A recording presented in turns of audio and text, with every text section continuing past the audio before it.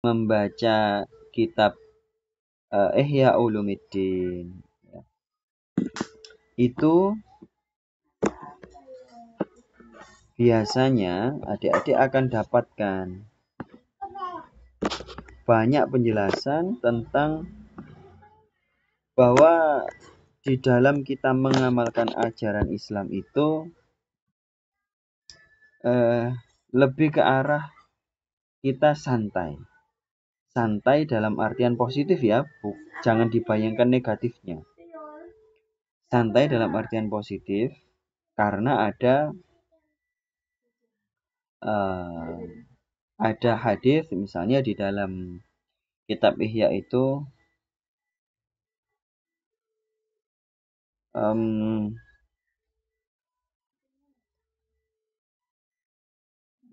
ya bla bla bla bla yadhakuna jahran min saati rahmatillah.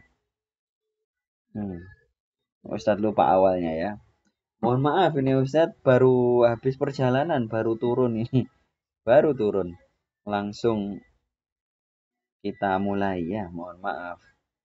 Jadi inna min khiyari ummati qauman. Masih ingat Ustadz ya. Inna min khiyari ummati qauman yadhakuna jahran min saati rahmatillah. Ini salah satu ya. Sebenarnya banyak hadis tentang bahwa kita berislam itu kesannya itu santai-santai saja. Ini di kitab Ihya ya. Inna min khiyari ummati. Sesungguhnya ada di antara hamba-hambaku yang terbaik. Itu adalah qauman. Adalah satu kaum yang yadhakuna jahran. Tertawa keras min saati rahmatillah. Karena rahmat Allah. Karena ingat dengan rahmat Allah. Nah, adik-adik jangan overthinking dulu dengan hadis ini ya. Ini memang agak mind blowing kali ini ya, agak mind blowing. Kok kayaknya berislam itu nggak usah capek-capek deh, nggak usah ngamalin ini dan itu yang diajarkan di Darul Zahra. Kayaknya seperti itu. Nah, apalagi kalau adik-adik baca kitab Ihya aslinya ya.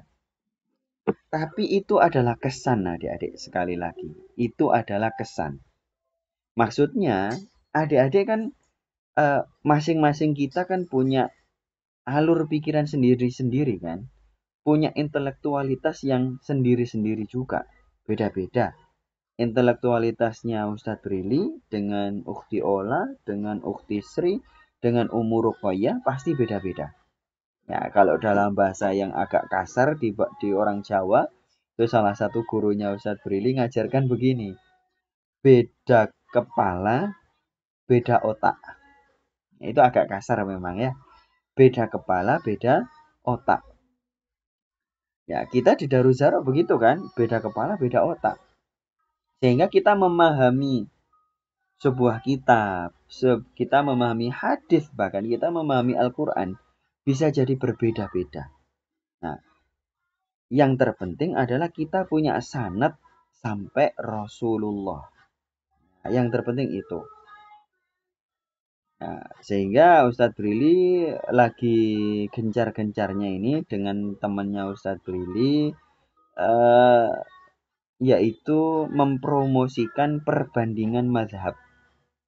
Nah, perbandingan mazhab. Ini adik-adik yang belum tahu apa itu perbandingan mazhab, seperti apa pengamalannya. Nanti Ustadz Brili mau bikin acara sendiri ya di lain waktu. Nanti yang pengen daftar silakan daftar ke Ustadz Brili. Karena ini akan mendewasakan adik-adik. Jadi mungkin agak beda ya Ustadz Brili di Darul Zahra itu kadangkala justru membahas ilmu-ilmu yang tasawuf ya, yang itu berat untuk diamalkan. Ya, tapi itu akan jadi bekal adik-adik. Termasuk ilmu perbandingan mazhab itu berat. Tapi itu jadi bekal adik-adik nanti di masa depan semakin dewasa, semakin butuh ilmu perbandingan mazhab itu. Sama kayak sekarang ini adik-adik yang kita pelajari. Ini Ustadz Brili dari awal tadi masih pembukaan sebetulnya. Untuk membrainstorming adik-adik dulu. Nah, oke. Eh, tadi kita sudah dapat bahwa ada model berislam itu yang santai.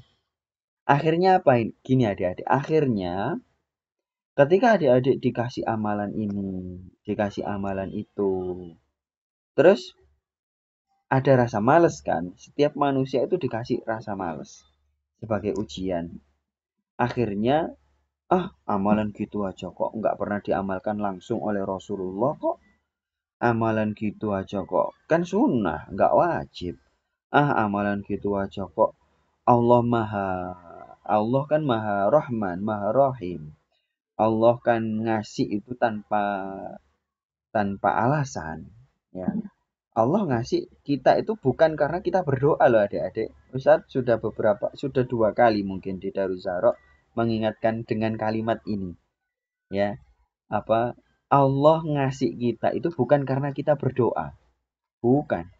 Ya, adik-adik silakan baca kitab-kitab akidah itu. Kalau sampai Allah itu kita yakini memberi kita gara-gara kita meminta, gara-gara kita meminta, sekali lagi gara-gara kita meminta, maka itu adalah iman yang salah. Berarti Allah itu dipengaruhi oleh doa kita. Ya, nah ini pasti agak mind blowing ya bagi sebagian adik-adik ya. Terus berarti nggak usah doa dong Ustadz. Nah ini di sini kali ini malam ini kita akan belajar itu. Berarti nggak usah doa dong Ustadz. Jawabannya ada di PDF itu. Silakan dilihat ya. Di sini. Nah ini di paragraf ini saja. Allah amat sering membranding dirinya sebagai Tuhan yang sangat ramah. Ya ini bahasa yang agak duniawi ya. Allah sering membranding dirinya sebagai Tuhan yang sangat ramah, lembut, belas kasih, sayang, cinta, pemaaf, pemurah, pengampun, dan banyak macam-macam. Adik-adik kan hafal Asmaul Husna kan? Itu kan banyak. Ar-Ra'uf, Al-Latif, itu baik semuanya. Sifatul Jamal itu lebih banyak daripada Sifatul Jalal. Ya, itu kan istilahnya branding ya. Tapi kita juga harusnya waspada adik-adik dengan sifatul jalal. Sifat-sifatnya Allah yang karakternya itu perkasa, semau gue. Semau gue dalam artinya semaunya Allah ya. Semaunya Allah.